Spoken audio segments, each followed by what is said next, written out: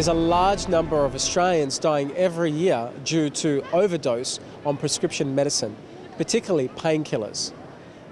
Are people being informed of the side effects and the possible addiction in some of these cases, or does more education need to be relayed to the larger community? We're going to take to the streets of Perth today to find out what Perth has to say. Do you think prescription drugs is the answer? Is it like the cure, or is it just like a cover-up or a band-aid fix? I think for some things it can help if it's not long-term, but long-term issues, I think there should be other ways to resolve it.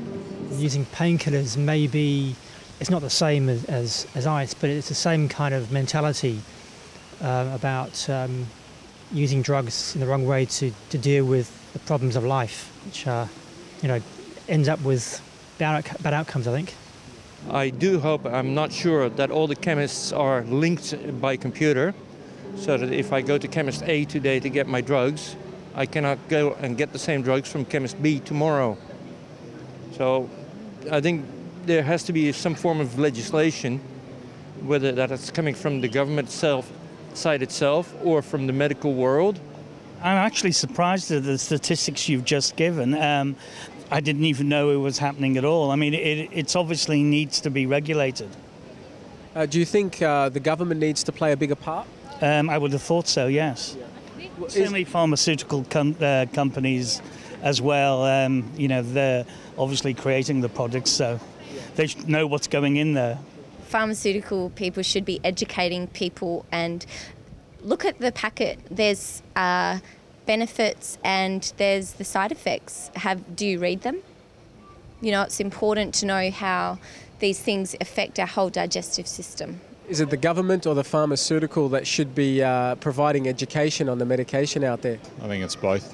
Making sure people are aware of what they're taking and general awareness about what is floating around and that type of thing. So I think it's a twofold thing. The doctors, I reckon, because they're the ones who are giving it out in the first place. Yeah, logically I would have thought it's a little bit of both, but I would have thought the prescriber basically has the responsibility to make sure that what he's prescribing is safe.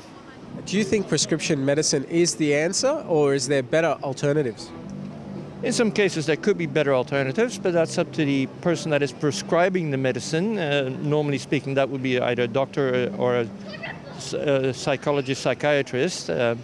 Whoever has the right to prescribe these drugs should know which is the best option. I would put more emphasis onto health, wellness, training people on how to prevent disease naturally by drinking more water, eating more fresh organic fruits and vegetables, which are going to give nutrients like magnesium to prevent pain and stress and all the rest of it. These things should be addressed because every person lost or every life lost is just a sad experience.